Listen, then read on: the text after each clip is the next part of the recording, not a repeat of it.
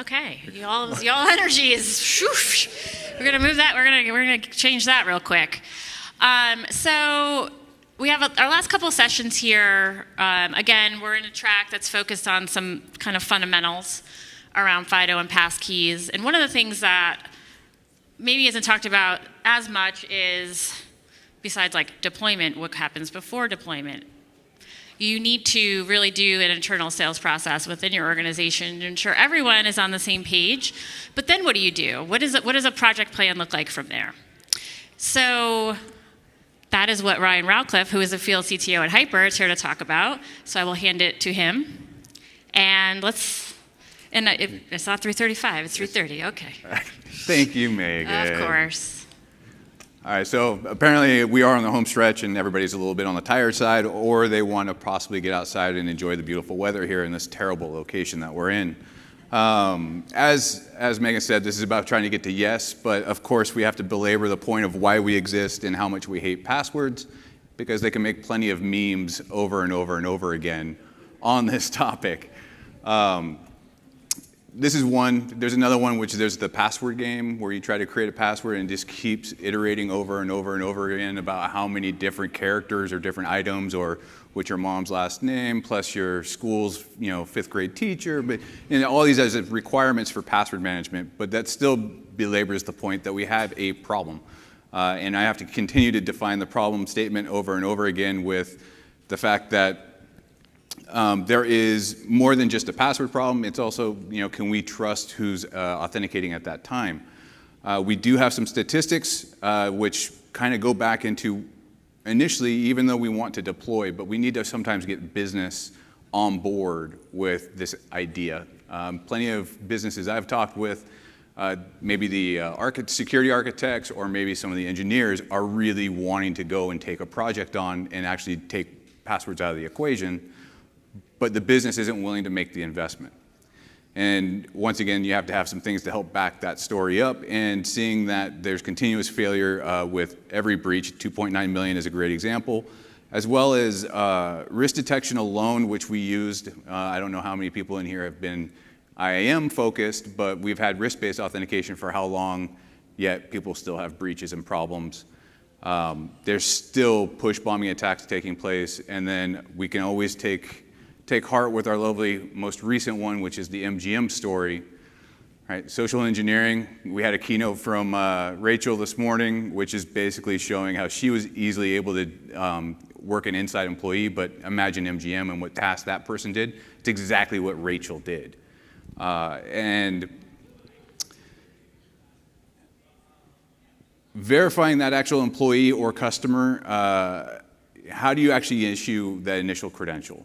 Right? What is that process in place? A lot of the customers and businesses I've talked to and work with, it's a very manual, tedious process. And then with the pandemic, we went remote. And with being remote, got a little bit loose. Maybe you did a Zoom. Maybe somebody just handed you a laptop and had a sticky note with a password on it. But you never really truly verified that employee. Now, obviously, we are here at Authenticate, and what we're going to do is promote passkeys, passkeys, passkeys, and you're going to hear passkeys, passkeys, passkeys probably about another 500 times throughout this talk. But there are multiple versions of passkeys. We did kind of take a little bit of liberty, so don't get mad, Megan, where we called something an app-level passkey. This is because the language has changed where all FIDO authenticators are passkeys, but we wanted to put a little bit of context in it. A device-bound passkey being something that might be stored on maybe a YubiKey, maybe also the way it's provisioned through an Android device, or maybe even on a smart card credential, right? It's device-bound. Standard passkeys being synced passkeys. This is what we've come to know from the big push for all the consumers that sit out there. The challenge with synced passkeys is what? Enterprises have some challenges with the possession factor of it. There's concerns for that. For app-level passkeys, this is something that's more or less embedded in a mobile app, something that will not leave the device, but is only stored within that application. The benefits, obviously, for moving to passkeys, this would be that password management. I don't know about you guys, but I use a password manager for the services that I have to use as a consumer. I don't like it, but it's better than me trying to manage passwords myself. And then user experience does increase because no more typing a password. We saw statistics coming from Andrew's talk where everybody was getting either 4x or they're getting much better enrollment and or user experiences overall. And the fastest and easiest way to reduce any kind of account takeover fraud is obviously leveraging passkeys. Well, that's because we're taking passwords out of the equation, which is obviously the easiest factor to compromise. To restate or support what we saw earlier in some keynotes, that the market is already adopting passkeys as consumers. And if we look at how a lot of things work, it's usually a consumer-initiated approach, right? We could say that SMS became a second factor for our industry because the likes of maybe some banking, and we can say like the big platform vendors like Google would send you out an SMS as a one-time passcode. That made it very easy for consumers to start adopting. Then what did we do? We took it and we forced it into the enterprise as a second factor, and then that got compromised and gets yelled at, but it's still some sort of authentication mechanism. So we are seeing adoption from the market, which is PayPal launched, as we brought up earlier from Andrew, and then CVS is obviously out there, Goldman, Bank of America, Robinhood. The list is going on and on. It's almost every week that new businesses are announcing that they are supporting passkeys. But how do we deploy these things? Usually it becomes down to an approach. The old-fashioned approach of crawling, we'll make the baby reference. How do I get my users to start adopting these passkeys? Well, it's an opt-in enrollment. Maybe it is that you start offering up passkeys instead of just an SMS. Or maybe it's an app OTP because you've already had it deployed. It's very similar to the same approach that I think we all saw from Google. Google released passkeys and said, hey, all your Google accounts, what can you do? You can go ahead and opt in to start using passkeys. They didn't mandate it. They just gave you this little button to say, hey, go ahead and do this. And then what? I think it was about 3 months. Then they said it's open for everybody. This is going to be standard. Everybody can start signing in with passkeys. And they've been seeing a very large adoption. The next phase is obviously walking. We kind of mature a little bit. We grow up a little bit. We start learning how to use our legs.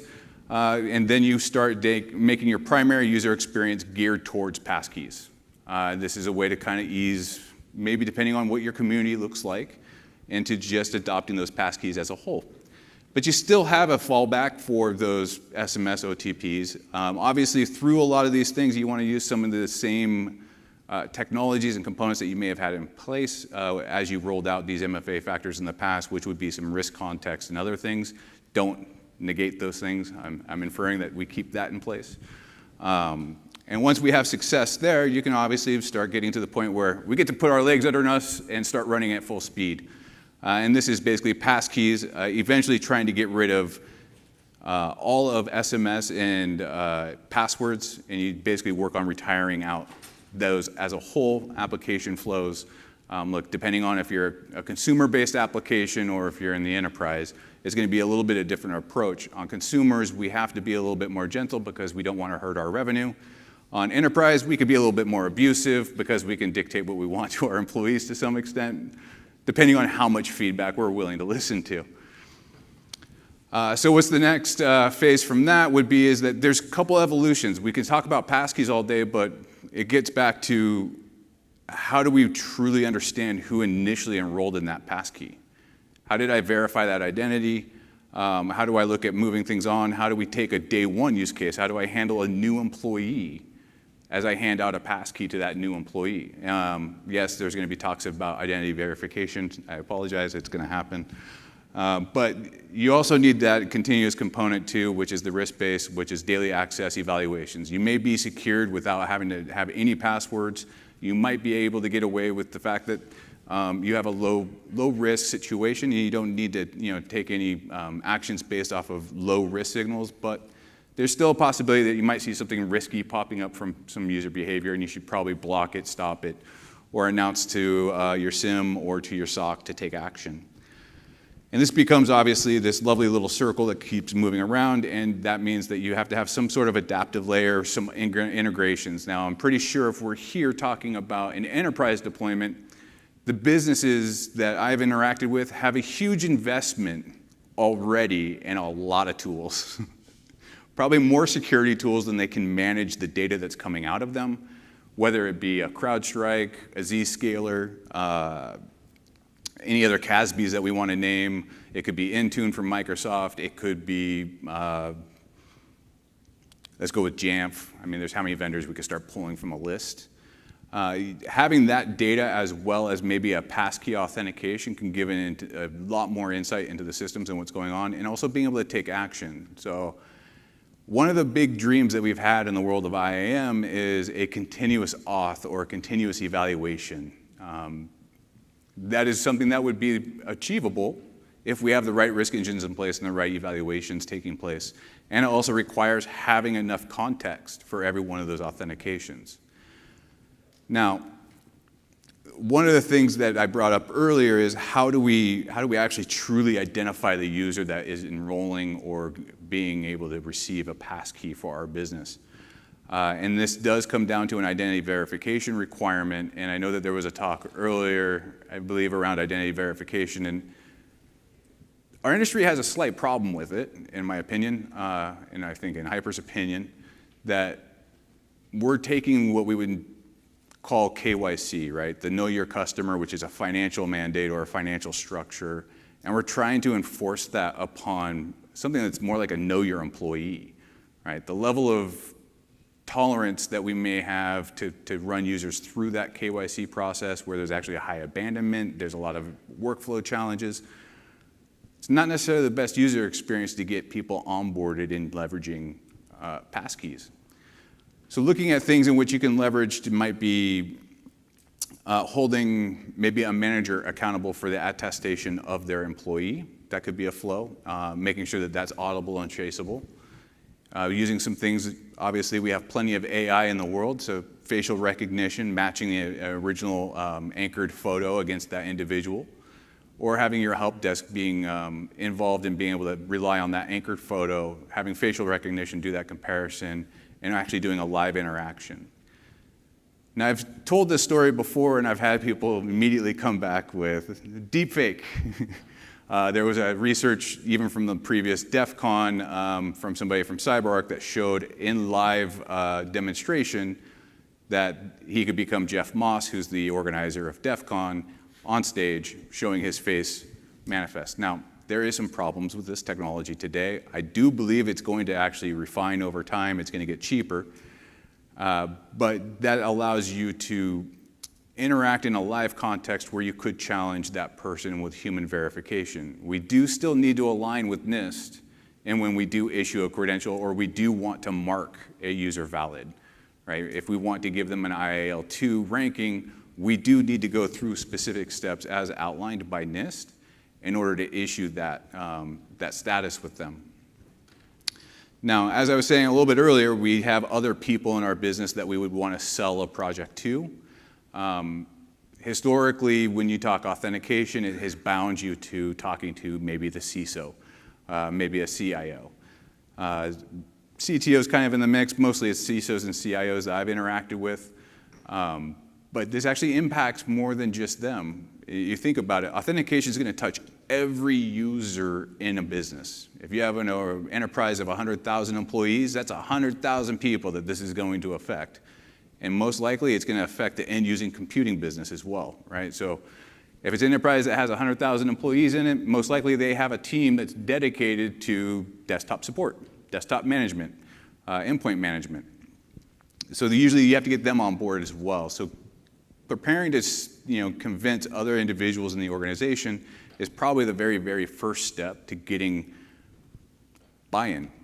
If you can't get buy-in from the whole organization, we can sit here and promote FIDO all day long. We can sit here and promote the initiative to get rid of passwords, but how many of the business owners actually understand the impact?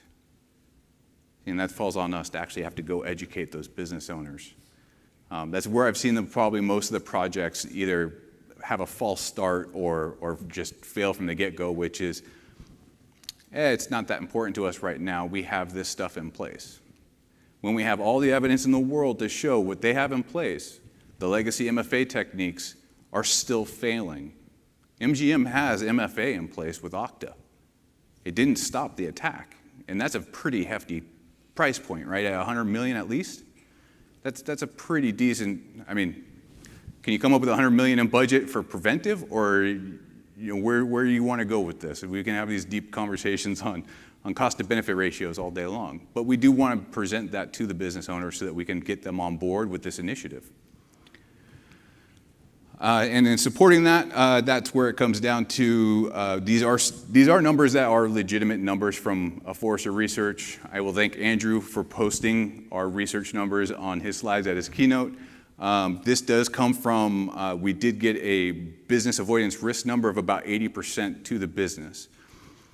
Next time I will put more of these slides up because I'm seeing cameras and pictures like this is the data that everybody cares about. The help desk cost avoidance, that was actually a pretty big one. We've spent a lot of time in looking at what do help desks actually have to go through.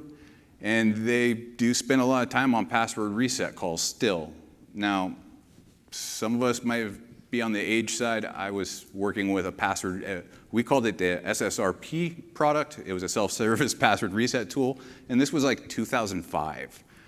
And we're still having this conversation, right? That these type of tools are not meeting the needs, and the help desk is still getting phone calls on doing password resets. Now, the other problem with this password reset of a help desk that this number doesn't account for is the exact numbers that MGM went through. That help desk did get a call. That help desk did grant access in the end, but they failed to verify the user, right? The end user productivity, we did end up seeing that statistically that end users were more productive because they spent less time in their authentication flows. That's a pretty interesting number. It's easy for you to just tap a button, look at your phone, move on, or it's easy to just tap your Touch ID or use your Windows Hello, have it face scan you. So what questions do we want to ask? Really, what does Passwordless mean to the organization itself? That's the very first question. If you're going to start this, you need to ask that question of the organization. And this might be part of the education. This might be part of your enablement process with your businesses. And once that comes back, you'll end up finding out, do I have an initiative I can take? Do I have a story I can tell? Is there a way for me to structure or position where Passwordless will actually help our business go? Surprisingly, I think that this is going to be a very common conversation for almost all businesses through 2024, with the advent in 2023 where Passkeys got its momentum and announcement. 2024 is obviously going to be the point where we're going to start seeing implementations skyrocket. We also have obviously the additional information supporting from OMB and from CISA on the government itself is mandating to go down the FIDO path. So implementations and things are going to start probably spiking in 2024. What does the playbook look like for me to actually execute this? I've been in a lot of conversations with companies when they want to do this, and one of the things that they push back really hard on is, all right, when I turn this light switch on, come tomorrow, everybody's passwordless. It's like, no, that's not how this is going to work. You're changing human behavior. You're changing day-to-day interactions. There does need to be education, right? So there has to be a whole marketing campaign that you need to inform your employees, or depending on if it's consumer-oriented, if you're going out to your customer base, giving them opt-in flows, just saying, hey, cool stuff's coming, click here, get a reward, something of that nature. What are the questions you should ask, but you're probably not asking is, I think it ultimately comes back to, what's the cost of our business if we don't do this? What's the cyber insurance liability going to hit us with? How sensitive the data that gets out if we get compromised with just standard MFA in place? Personally, I don't think that we can sit here and tolerate just the status quo, and we do need to start advocating a lot more and pushing our businesses to make that change. It's a little bit more aggressive. Now, success usually always comes when there is some sort of structure or plan. Normally, this is the one that everybody wants to take a picture of, so I can get out of the way if you want to take pictures. It's at least a simple, high-level or, structure of the flow in which you would operate, starting with announcement. We've had plenty of enterprises that basically went with a 3-month buffer announcing to the organization that they're going to be taking on a passwordless initiative. And that was telling all of their employees that this initiative was coming. Second month in, reminding the employees over and over again that an initiative is coming and that they're going to execute. 1 month out, saying, hey, it's coming, let's get ready. This group of individuals are going to be onboarded first.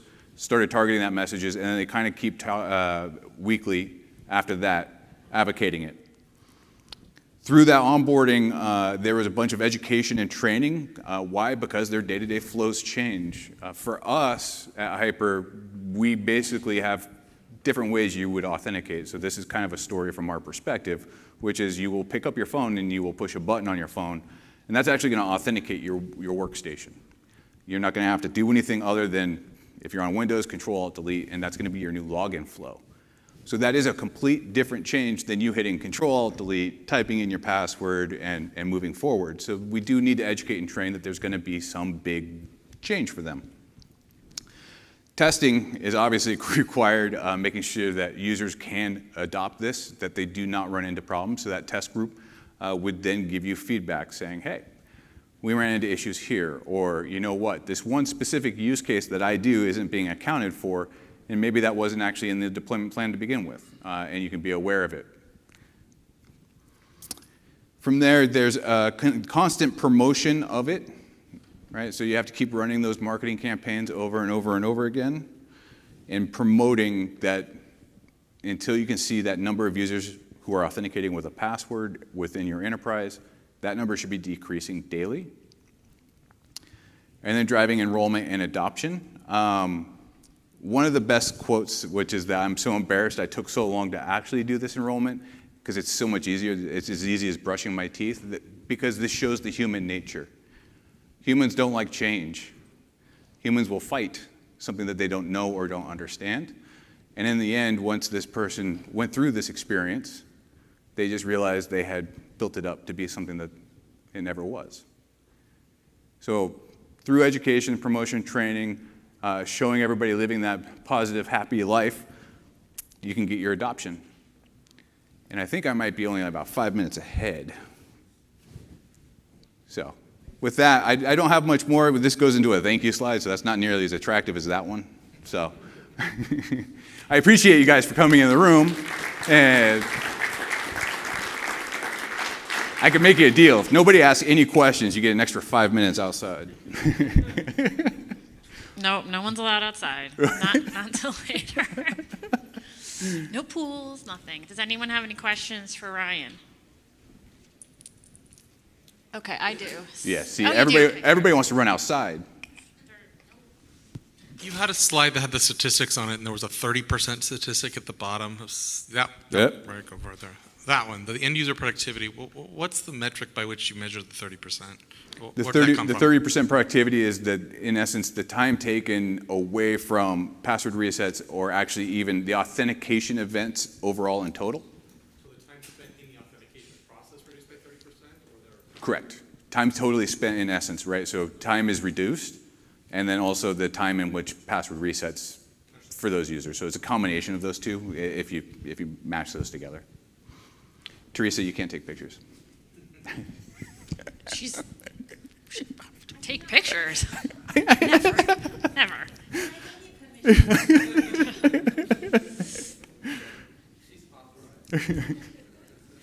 So Ryan, if you don't mind going back to the slide,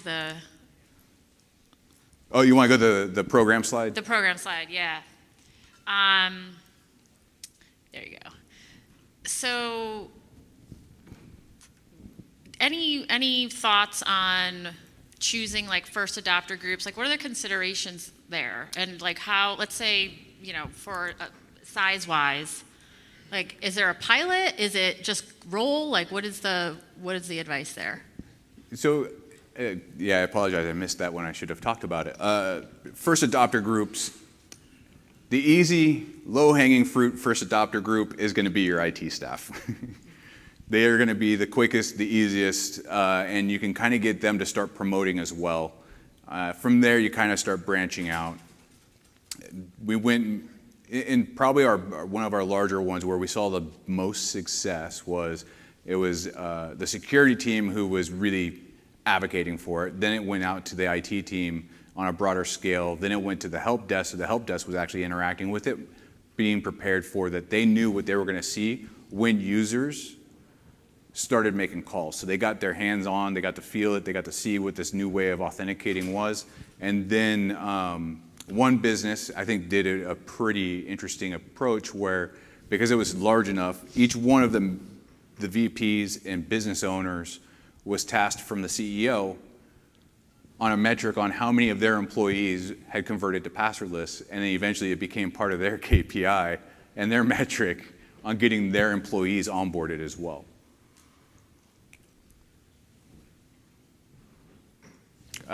There's a question over here. Hey. I have another one. That way I don't have to repeat the question. I'm being lazy. No. People on the stream, we need them to. Hi, so we recently rolled out cert-based auth for our network auth, and we got it rolled out to like 99.998% whatever, right, of the employee stack. But then you've got those couple like very white glove folks all the way at the top, right? Who that last mile of getting those final people onboarded into a new authentication flow is difficult. How do you handle them? How do you handle egos? There's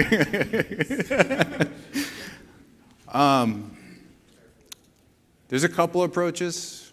There's the more aggressive one, which is you just force it in and go do it on their behalf and shut off their capability any other way. There is going to be ramifications of that, but if you grin and bear it, it gets you to your 100% mark. Cert-based auth is obviously a little bit more challenging with user experiences.